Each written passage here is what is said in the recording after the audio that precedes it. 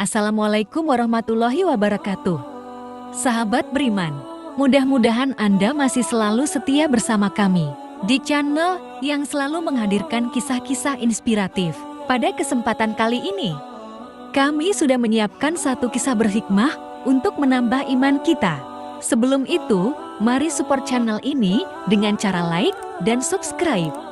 Klik tombol lonceng biar kamu nanti dapat konten bermanfaat lainnya.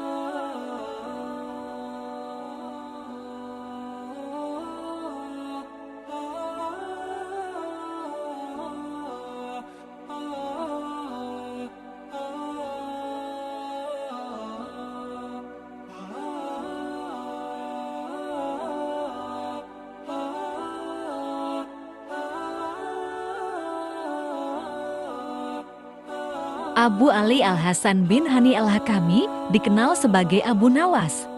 Dia seorang pujangga Arab, dilahirkan di kota Afas, Persia. Darah Arab dan Persia mengalir di tubuhnya. Abu Nawas dianggap sebagai salah satu penyair terbesar sastra Arab klasik. Dia digambarkan sosok yang bijaksana sekaligus kocak. Dia juga dianggap sebagai sufi. Cerita berikut diambil dari kisah 1001 Malam. Sejak peristiwa penghancuran barang-barang di istana oleh Abu Nawas yang dilegalisir oleh Baginda, sejak saat itu pula, Baginda ingin menangkap Abu Nawas untuk dijebloskan ke penjara. Sudah menjadi hukum bagi siapa saja yang tidak sanggup melaksanakan titah Baginda. Maka tak disangsikan lagi, ia akan mendapat hukuman. Baginda tahu Abu Nawas amat takut kepada beruang. Suatu hari Baginda memerintahkan prajuritnya menjemput Abu Nawas agar bergabung dengan rombongan Baginda Raja Harun Al-Rasyid berburu beruang. Abu Nawas merasa takut dan gemetar, tetapi ia tidak berani menolak perintah Baginda. Dalam perjalanan menuju ke hutan, tiba-tiba cuaca yang cerah berubah menjadi mendung. Baginda memanggil Abu Nawas dengan penuh rasa hormat. Abu Nawas mendekati Baginda. "Tahukah mengapa engkau aku panggil?"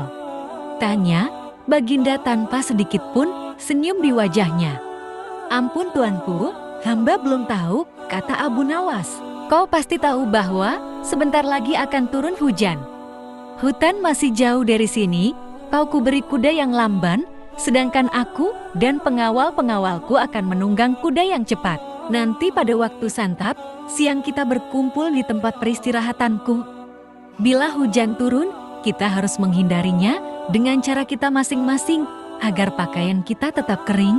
Sekarang kita berpencar," Baginda menjelaskan. Kemudian Baginda dan rombongan mulai bergerak.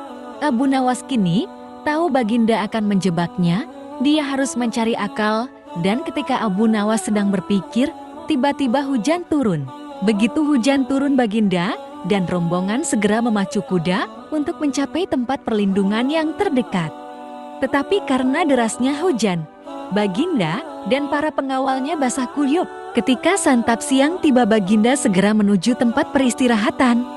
Belum sempat baju Baginda dan para pengawalnya kering, Abu Nawas datang dengan menunggang kuda yang lamban. Baginda dan para pengawal terperangah karena baju Abu Nawas tidak basah.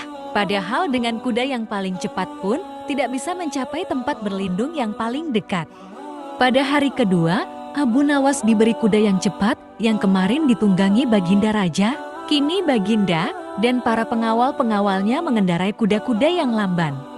Setelah Abu Nawas dan rombongan kerajaan berpencar, hujan pun turun seperti kemarin, malah hujan hari ini lebih deras daripada kemarin. Baginda dan pengawalnya langsung basah kuyup karena kuda yang ditunggangi tidak bisa berlari dengan kencang. Ketika saat bersantap siang tiba, Abu Nawas tiba di tempat peristirahatan lebih dahulu dari Baginda dan pengawalnya. Abu Nawas menunggu Baginda Raja. Selang beberapa saat Baginda dan para pengawalnya tiba dengan pakaian yang basah kuyup. Melihat Abu Nawas dengan pakaian yang tetap kering, Baginda jadi penasaran. Beliau tidak sanggup lagi menahan keingintahuan yang selama ini disembunyikan. Terus terang bagaimana caranya menghindari hujan. "Wahai Abu Nawas," tanya Baginda. "Mudah tuanku yang mulia," kata Abu Nawas sambil tersenyum. "Sedangkan aku dengan kuda yang cepat tidak sanggup mencapai tempat berteduh terdekat. Apalagi dengan kuda yang lamban ini, kata Baginda, hamba sebenarnya tidak melarikan diri dari hujan. Tetapi begitu hujan turun, hamba secepat mungkin melepas pakaian hamba dan segera melipatnya, lalu mendudukinya. Ini hamba lakukan sampai hujan berhenti.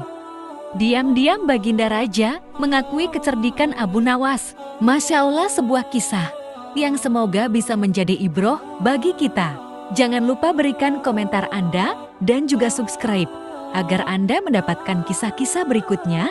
Sampai jumpa, wassalamualaikum warahmatullahi wabarakatuh.